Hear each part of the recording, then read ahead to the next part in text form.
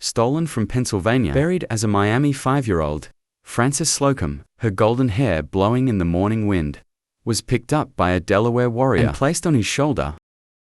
With one little hand, she pushed her hair out of her face, while the other reached out sadly toward her mother. Alas, painful moment that would stay with the Slocum family for 60 years. Her mother's loud cry filled the Wyoming Valley, mixing with the warriors' happy shouts as they disappeared into the thick Pennsylvania woods.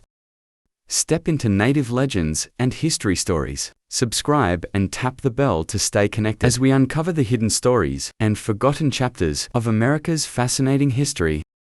It was July 3, 1778. The Wyoming Valley settlement in Pennsylvania lay in ruins still, shattered by a brutal massacre that had taken 300 settlers' lives. Smoke curled from the remains of scorched homes, marking where families had lived just days earlier. Among the few survivors brave enough to return were the Slocums, who rebuilt their cabin, not far from the Wilkes-Barre courthouse. The Delaware warriors moved like phantoms through the mountain forests. Their moccasin feet left no trace as they slipped between the trees, scouting isolated cabins for signs of weakness. At the Slocum homestead, they peered through cracks in the log walls, counting their targets, a mother. For children and to visitors, the men of the family were away, toiling in distant fields, oblivious to the dozen painted warriors closing in on their home inside the cabin. Mrs. Slocum tended to her children. A 9-year-old daughter, a 13-year-old son, little Francis at 5, and a toddler, barely 2 and a half. A young man named Kingsley and his son had stopped by, a routine morning visit, as they sharpened a knife on the family's wet. The steady scrape of steel against stone drowned out the faint footsteps outside. The first gunshots shattered the morning calm like a thunderclap. Young Kingsley collapsed where he stood, the half-sharpened knife still gripped in his hand. In a cruel twist of fate, the warrior seized that very blade to scalp him.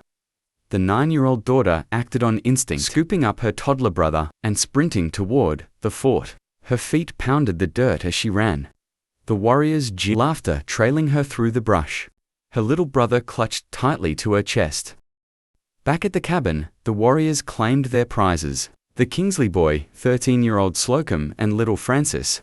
But when they noticed young Slocum's lameness, their plans shifted, perhaps swayed by Mrs. Slocum's desperate pleas, or perhaps seeing him as a hindrance to their swift escape.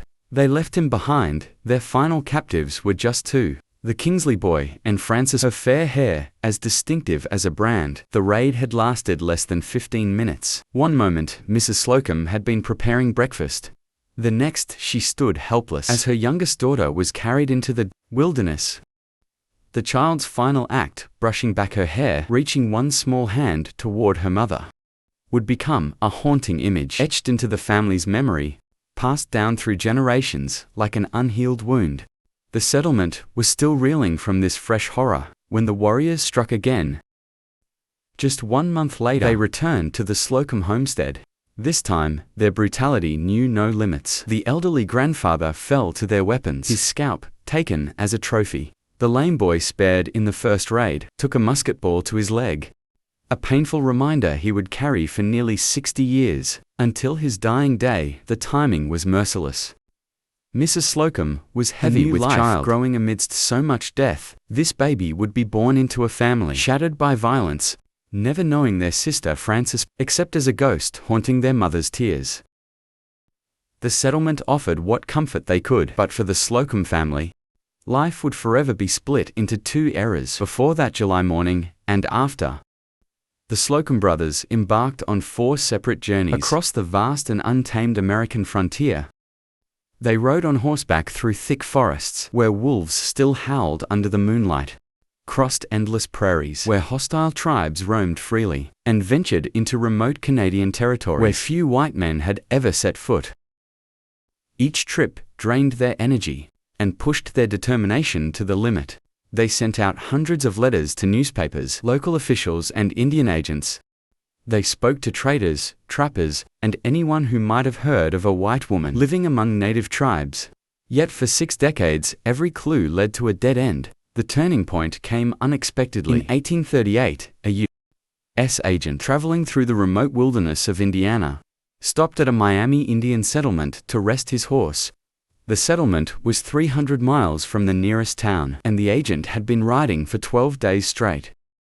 He noticed one wigwam stood out. It was larger than the others, with 8 strong horses tied outside and at least 15 high-quality deerskins hanging on wooden racks inside. The agent met a well-off Miami family. The woman of the house immediately caught his eye. Her hair was light brown, unusual among the dark-haired Miami. As they shared a meal of venison and corn, he noticed her skin was noticeably fair beneath her traditional clothing. Speaking in the Miami language, he learned bits of her story. She remembered living in a wooden house near a river, called the Susquehanna.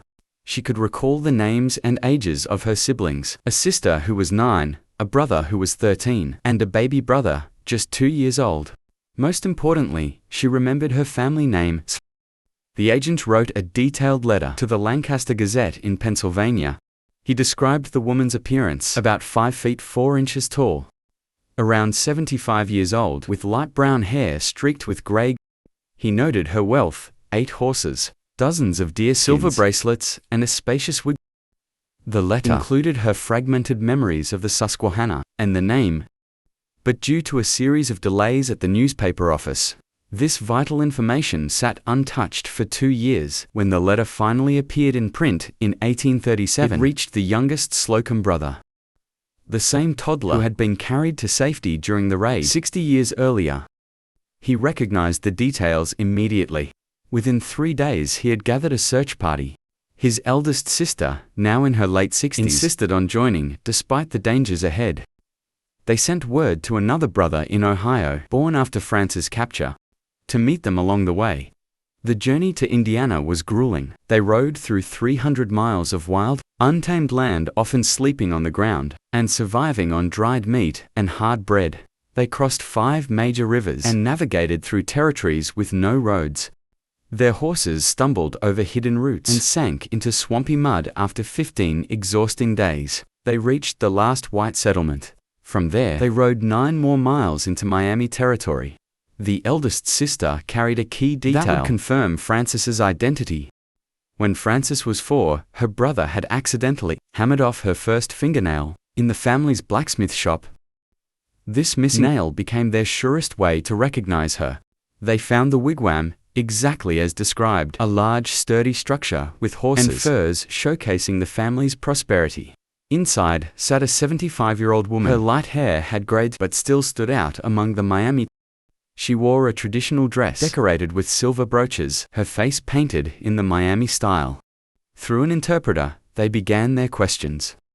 She remembered living by the Susquehanna River. She recalled having 4 siblings. When asked about her fingernail, she replied without hesitation, "My older brother struck it off with his hammer when I was a small child in the shop." The siblings broke into tears at this confirmation, but Frances, now called McCall, remained calm. They spoke her Christian name, but she showed no recognition until they repeated it several times. Then a faint smile crossed her face, as if recalling a distant dream. It was the first time in 60 years she had heard that name. The reunion revealed how deeply Frances had changed. She couldn't speak a word of English. She didn't know her age, understand the concept of counting years. When asked about Sundays, she showed no understanding of weekly cycles, a fact that deeply troubled her Puritan-raised siblings. Her life story came out through the interpreter. The Delaware had raised her until adulthood. She first married a Delaware man who either died or left her, then married a Miami chief. She had 2 daughters, both now married with families of their own. The contrast between the siblings was striking. The brothers paced the wigwam, overwhelmed with emotion after their 60-year search. The eldest sister wept openly, touching Frances's hands and face, but Frances sat still and quiet, watching their emotional outbursts with the curiosity of a stranger. The family ties that had driven her siblings across countless miles meant nothing to her now. Her life as a Miami woman was complete. She owned more than 20 horses and was known as a skilled rider. When she agreed to visit her newfound relatives, she demonstrated this skill. She bridled her horse with ease, mounted it in the Miami style, and rode through dense forests without hesitation. At night, she simply wrapped herself in a blanket. and slept on the floor, refusing the offered bed. Her 2 daughters lived nearby in traditional Miami homes. Like their mother, they wore deerskin clothes and cowhide headdresses. Neither they nor their husbands spoke English. They lived the Miami way, hunting, trading furs, and raising horses. Frances hadn't just joined the Miami people. She had created a new branch of the tribe. Through her daughters, the siblings had to accept that, while they had found Frances' body, her American identity was gone forever. The 5-year-old girl who had reached out for her mother on that tragic morning no longer existed. In her place stood McKinley, a Miami woman who saw her blood relatives as curious strangers from a world she no longer knew. The Slocum siblings made one last effort to close the 60-year gap between them and their long-lost sister. They painted a vivid picture of their comfortable life back in Pennsylvania, a grand house waiting for her by the Susquehanna River, servants to care for her every need, and fine clothes to replace her deerskin dress. They even offered to bring her daughters along, promising to build them proper homes and provide for their families. The wealth of 3 successful siblings would guarantee their comfort.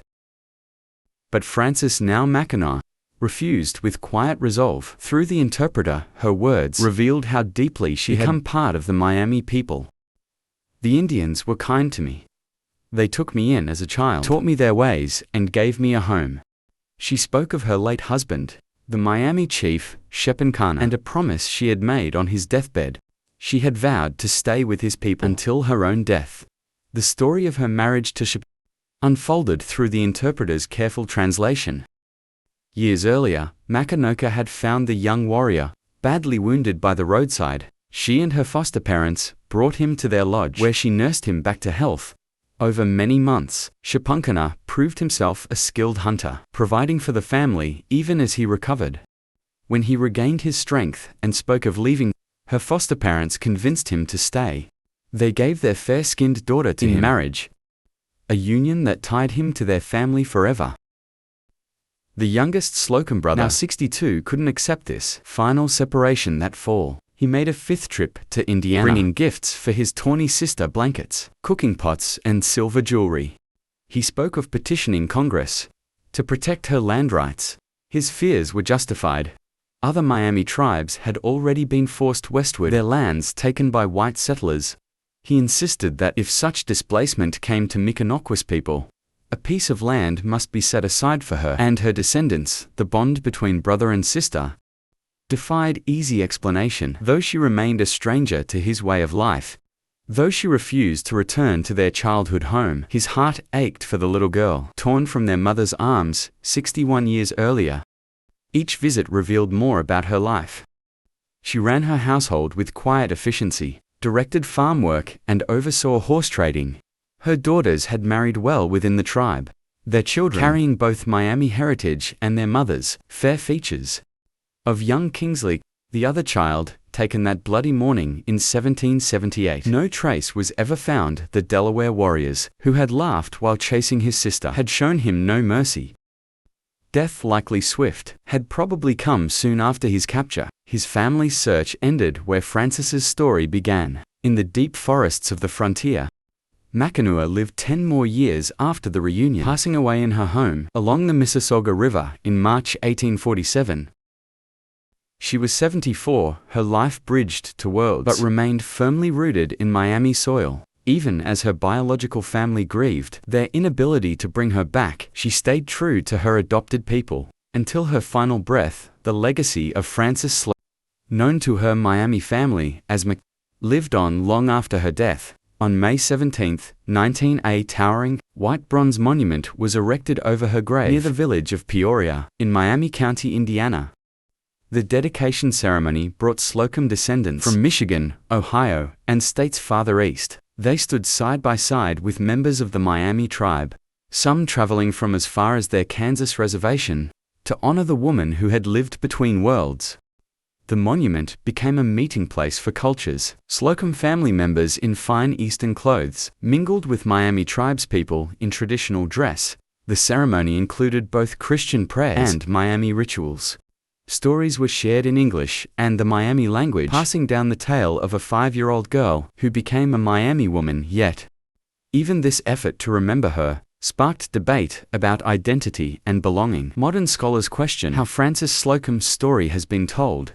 A 2022 thesis from Indiana University argues that focusing on her as a lost white sister erases her identity as Mackinac, a full member of Miami society. The thesis points out that markers and memorials often emphasize her captivity, while downplaying her 70 years as a Miami woman. This debate reflects bigger questions about American identity. Frances Slocum's transformation from a frontier captive to a respected Miami woman challenges simple narratives about cultural belonging. She wasn't just a white woman living among native people. She became fully Miami in language, custom, and loyalty. Her descendants carried both Miami blood and her fair features, a living testament to America's complex cultural blending. The story reaches beyond one woman's life. The Delaware raid that took Frances came just weeks after the Wyoming Valley Massacre, where Tory forces and Iroquois warriors killed over 300 Continental soldiers. These violent clashes shaped America's frontier, creating deep divides between settlers and native peoples. Yet Frances's story shows how these divisions sometimes heal in unexpected ways, how enemies could become family. Today, both Slocum descendants and Miami tribe members claim Frances's legacy. Her grave in Indiana draws visitors from both communities, each seeing in her story a reflection of their own heritage. To her biological family, she remains the lost sister finally found. To the Miami, she is Mackinac, who chose their ways and stayed loyal to their people until death. Perhaps both versions hold essential truths about a woman whose life embodied the complexities of American identity. The tale of Frances unfolded when America was still a wild frontier. Back in 1624, Captain John Smith wrote his general history, kicking off stories about Native Americans taking white captives. These tales made settlers fear and misunderstand their indigenous neighbors, seeing only differences, not shared humanity. Early tellers of Frances' story had a certain slant. Joseph Pritz's 1838 book, Incidents of Border Life, painted vivid, heart-wrenching pictures of the raid. The screams, the terror, the family's aching search for years, and finally, the reunion. He focused on the Slocum family's grief, portraying Frances as a child ripped from her home, not a woman who found a true home elsewhere. The 1800s saw hundreds of these captivity stories published. Most were the same. A brutal kidnapping, a family torn apart, and then rescue or a return. Frances's story was different. Many captives came back to white society, but she chose to stay with the Miami. Her heart belonged there. This defied the common belief that white culture was better, that everyone should want to be like them. Modern thinkers see Frances' story in a new light. They point out how the old stories stressed her lost status, ignoring her choice to live as her voice, her agency was erased. This shift mirrors how we now think about identity and where we belong. Recent looks show that many plaques and statues present Frances as a white captive, even though she spent 70 years, almost her whole life, as a Miami woman. The 19 monument near Peoria, Indiana shows these clashing stories. The pale bronze statue has both names, Frances Slocum and Mackinac, with her Miami name right up front, but newspaper reports from the unveiling often played up the lost sister idea, treating her Miami life as a side note, a footnote to her real life. Frances's story still sparks hot debate about how we tell American history. Should we focus on the 5-year-old girl snatched from her family, or the woman who kept her dying promise to her Miami husband?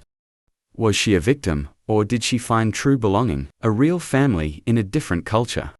The answers change depending on who's telling the story and why.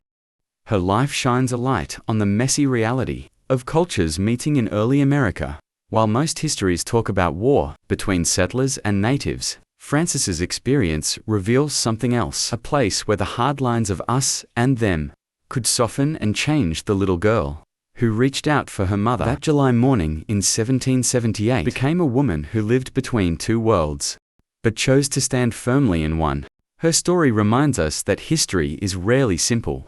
It's not just about lost and found, captive and free, or civilized and wild. It's about the human heart. Join us at Native Legends and History Stories, where we dig up America's forgotten tales.